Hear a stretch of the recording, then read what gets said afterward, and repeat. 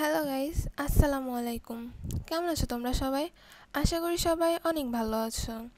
আজকে তোমাদের মাঝে নিয়ে এসেছি অমৃত্যু ভালোবাসি তোকে গল্পের পার্ট 2। লিখেছেন সালমা চৌধুরী। এত বছর পর নিজের রুমটা আশ্চর্যজনিত নয়নে দেখছে আবির। সেই পরিচিত ঘ্রাণ, যেখানে সে নিজের জীবনের 12টা বছর কাটিয়েছিল। যেই রুমটা ছিল তার একান্ত ব্যক্তিগত, আজও তাই আছে। একটা জিনিসও এদিক থেকে সেদিক হতে দেননি আবিরের মা মালিহা খান। এমনকি রুমে এত বছর পর তালা দিয়ে রেখেছিলেন তিনি। যখনই ছেলের কথা মনে হতো, ছেলের রুমে এসে নীরবে কেঁদে যেতেন, যেন কেউ বুঝতে না পারে। আবির রুমে ঢুকে লাকেজ খুলে নিজের পরনের একটি টি শার্ট নিয়ে শাওয়ার নিতে চলে যায়। শাওয়ার শেষে বের হলে একটা কফি কালারের টি শার্ট আর একটা ট্রাউজার পরে হাতে টাওয়াল নিয়ে মাথা মুছতে মুছতে খাটে বসে আছে তানবীর। লাকেজ নিয়ে এসে রুমেই বসেছে সে। তানবীরকে দেখে আবির জিজ্ঞেস করে, কি হলো, কিছু বলবি?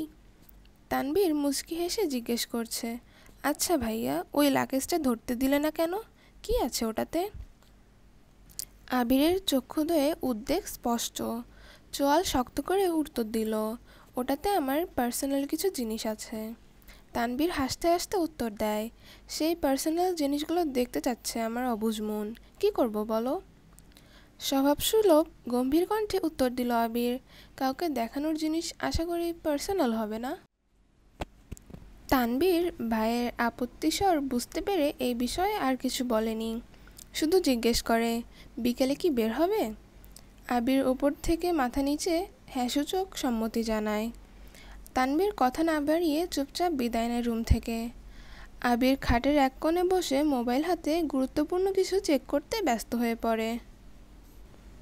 মেঘ নিজের রুমে ঢুকে শপিং ব্যাগগুলো খুলে 3টে ড্রেস বের করলো। 3টা জামাই অসাধারণ সুন্দর, 2টা ড্রেস গাউন আর একটা গর্জিয়াস কাজের 3 পিস। ল্যাপটপটাও খুলে দেখে তার প্রয়োজনীয় সকল অ্যাপ ব্রাউজার অলরেডি ল্যাপটপে সেট করা আছে। মেঘের দৃষ্টি যায় র্যাপিং পেপারে মোড়ানো বক্সের দিকে। র্যাপিং পেপার খুলতেই চোখে পড়ে 3টা উপন্যাসের বই, যেগুলোর উপরে ছোট্ট একটা কাগজে চিরকুট লেখা, অ্যাডমিশনের পরে পড়বি। তার সাথে একটা ছোট বক্স, যেখানে এক বক্স রঙিন পাথর। মেঘের এই পাথরগুলো ছোটবেলায় অনেক পছন্দ ছিল। তার সাথে একটা আইফোন 13 প্রো ম্যাক্স মোবাইলের বক্স। মোবাইল দেখে মেঘের চক্ষু চড়ক গাছ। অনেক দিন যাবৎ মনের কোণে সুপ্ত ইচ্ছে ছিল একটা আইফোন কেনার, কিন্তু কাউকে বলার মতো সাহস হয়নি তার। এগুলো দেখে খুশিতে গদগদ হয়ে পড়ছে মেঘ। ইন্টার সেকেন্ড ইয়ারে পড়াকালীন মেঘের যখন কলেজ, প্রাইভেট, কোচিং সব মিলিয়ে ব্যস্ততায় দিন কাটছিল, তখন তানবীর তার পুরনো একটা ফোন দিয়েছিল মেঘকে।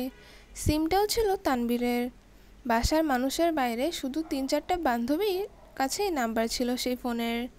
এমনকি স্যারদেরকেও নাম্বার দিতে নিষেধ করেছিল কড়া ভাষায়। তানবীর বরাবরই বোনের ব্যাপারে খুব সিরিয়াস। ভাইয়েরা বোনকে শাসন করে ঠিক আছে, কিন্তু তানবীর মেঘকে একটু বেশি শাসনে রেখেছে এত বছর। এইচএসসি পরীক্ষা চলাকালীন সময়ে নিজের মায়ের পেটের ভাই তানবীরকে খুব সাহস করে বলেছিল, ভাইয়া, পরীক্ষা শেষ করে আমাকে একটা নতুন ফোন কিনে দিবা?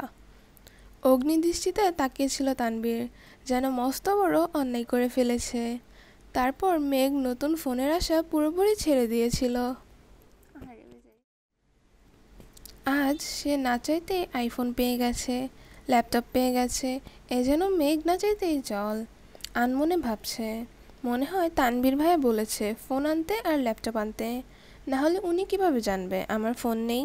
এদিকে 1 ঘন্টা যাবৎ ফোনে মনোযোগ দিয়ে কি যেন কাজ করছে আবির। হঠাৎ আদি দৌড়ে এসে দরজায় দাঁড়ায়।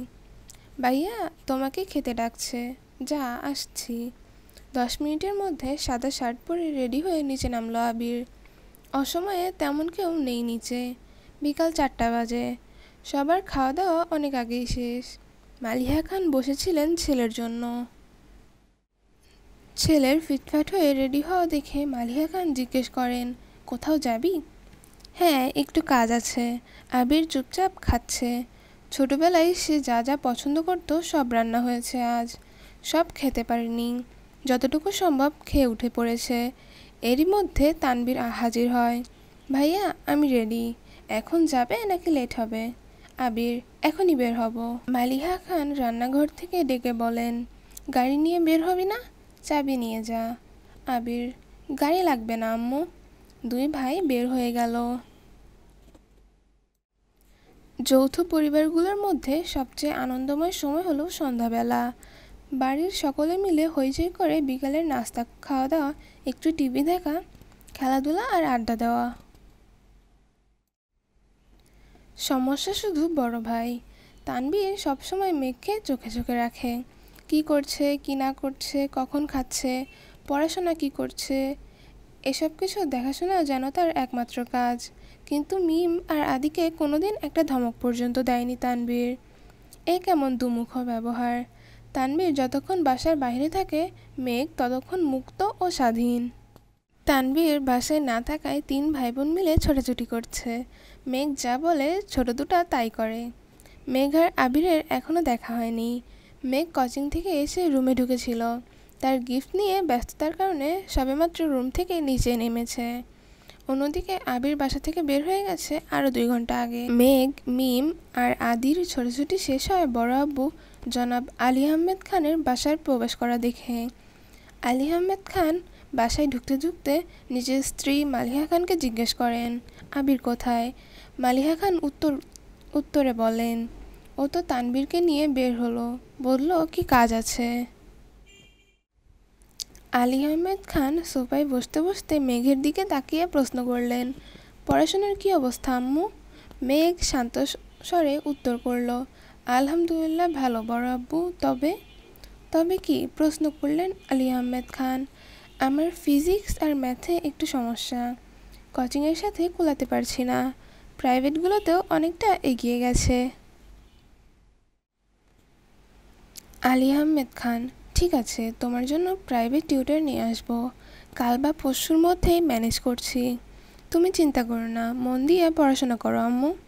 তোমার ভাই তানবীর তো আমার কোনো কথাই শুনে না, আর না শুনে তোমার আব্বুর কথা। কোথা থেকে মাথায় ভূত চেপেছে, রাজনীতি করবে। পড়াশোনায় গুরুত্ব না দিয়ে রাজনীতিতে গুরুত্ব দিচ্ছে। তুমি পড়াশোনা করে ভালো করো, মেডিকেল অথবা ঢাকা বিশ্ববিদ্যালয়ে চান্সটা যেন হয়ে যায়।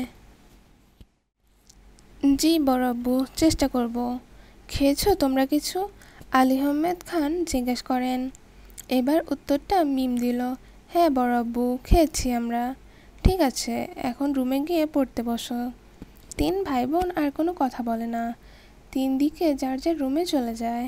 বিকেলে আবির সাদা শার্ট পরে বেরিয়েছিল। সাদা শার্টের 2-3 জায়গায় একটু রক্ত লেগে আছে, আর আবিরের হাতে 3টা 1 টাইম ব্যান্ডেজ লাগানো। নজরে পড়ে ইকবাল খানের। কি রে আবির, তোর হাতে কি হয়েছে? শার্টেই বা দাগ কিসের?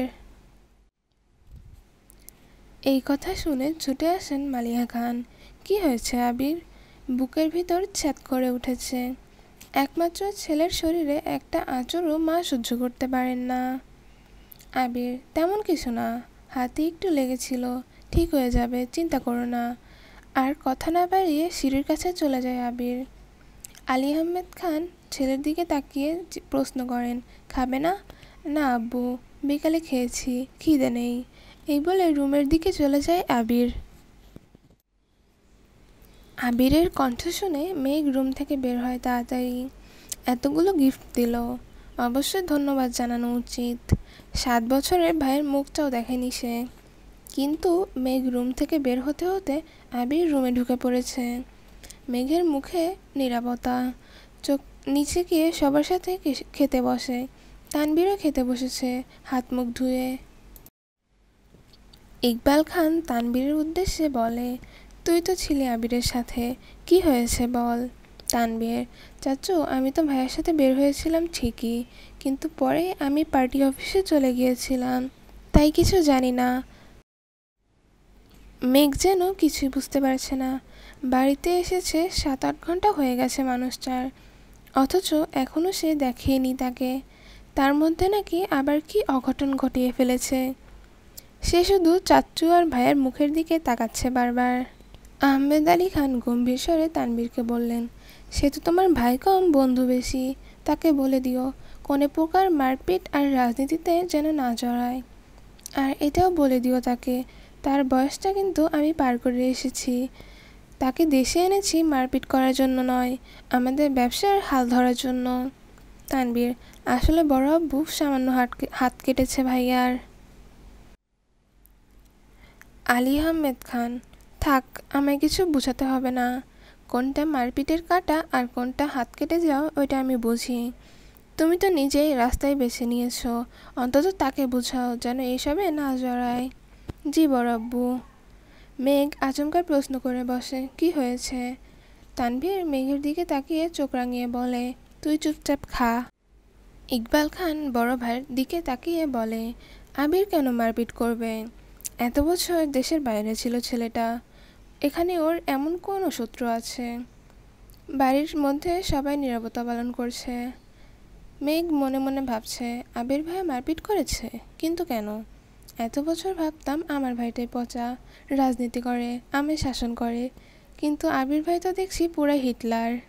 চলবে।